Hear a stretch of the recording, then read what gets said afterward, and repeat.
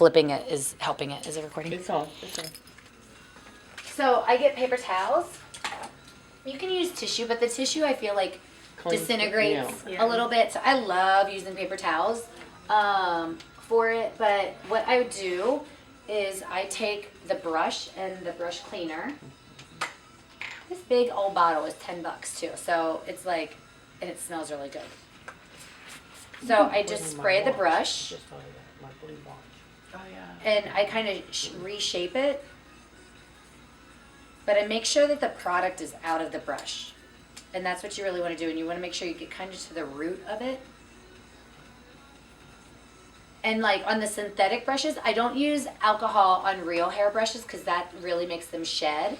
Mm-hmm. So I'll, this sanitizes it as well. And it makes them smell really fresh and clean. But it also gets the product out too. But this doesn't have a lot of alcohol in it, so it won't dry out your brushes. But this is, do you know the difference between synthetic and real brush? So synthetic is like, it kind of will always get its shape back. And it's not a real hair, but the fiber is like a real hair. So it applies the product a little bit differently than a natural hair. And the natural hair can kind of flake off, but it's a different buffing technique. So sometimes you want a synthetic brush opposed to a real hair. I always keep whatever I clean separate. So if like I had another guest come and sit real quick, and I'm short on time, I'm not going to sit there and clean brushes. I'm going to set them aside. That's why I have a lot of brushes to be able to have that backup. So so the lip brush especially, because God forbid they have some kind of nastiness going on. You never know. I mean, like it's out there. So,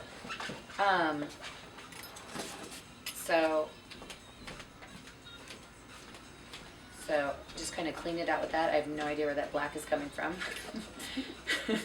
Yeah, it was that lady before her. Right. Sorry. Right. See, I'm sole proprietor. Oh no. If I was LLC, I'm not LLC yet. Don't send me that. So, just kind of getting them in there and getting them clean. Like you're showing us how not to do now? I am showing you how to do. How to clean them, yeah. Because you want to get in there and get that root, get down to the bottom and get that product out of there. See, I was using shampoo on mine. You can use shampoo on your natural hair ones, especially is a great way to do it. I love using, if I use shampoo, I love using the Aveda Shampure because it makes the brushes smell fabulous.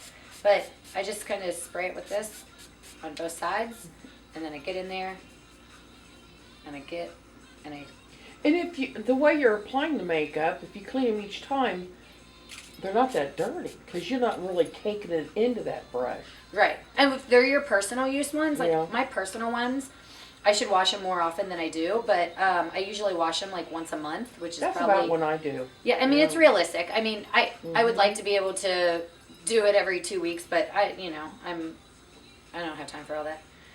My brushes that I use on other people are clean at all times, but I won't put it on my face. But I would no. I'm just kidding. But it's just time aspect of things, and so like this is a synthetic brush. So. And how do you know by looking at them? Can you just? You can tell by the feel. So. Let me feel. Where this is a natural hair. Oh, that does smell good. Oh, yeah. You see the difference? Yeah. They can be used for the same exact thing.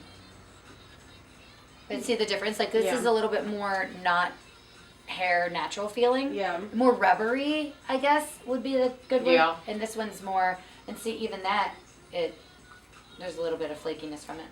So the synthetic ones, I've never seen a synthetic one shed.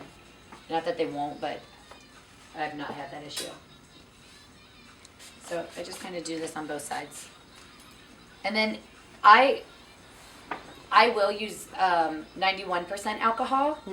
I have just used it in the same way, especially on the synthetic brushes for your lips and your eyes to really make sure that they're... So the 91% alcohol, you buy that at the supply house? No, I can get it at Target. Oh, really? Kroger has it? Yeah, The first aid section. Yeah, it's usually 70% or 91%. Okay. Now, if you wanted 99%, you have to get it from the, where'd you just say? The supply house. Yeah, is what I whatever it call is. Yeah, like that's. Beauty supply. Yeah, I mean, and the 91% is pretty, you know. Now, do you have a license, an esthetician license? Or? I am not a licensed esthetician. Okay. And I have a certification in makeup, but you don't have to have any kind of credential for makeup. Like, you don't have to have certain cities you do, but for states, I mean, but I don't have to be certified makeup artist, but I am one. And I continue to take courses, but there's no license for makeup artists. That's funny, isn't it? Yeah. So there's no license to get for being a makeup artist. Now, for cosmetology, obviously, an esthetician, yes. It's a little bit more invasive, I feel, especially for the estheticians, because they're really getting in and they're extracting and, you know, whereas what I do for her is I'm like not in there trying to pop her zits or, you know, and scrape off layers of her skin or anything. I'm just freshening her up and like getting dirt and oil and putting moisturizer on, so they don't make you have that. Now, see, I had my license 38 years ago. That was the last time I'd renewed them, and that's been 3 years. So 41 years ago, I had my license, and I worked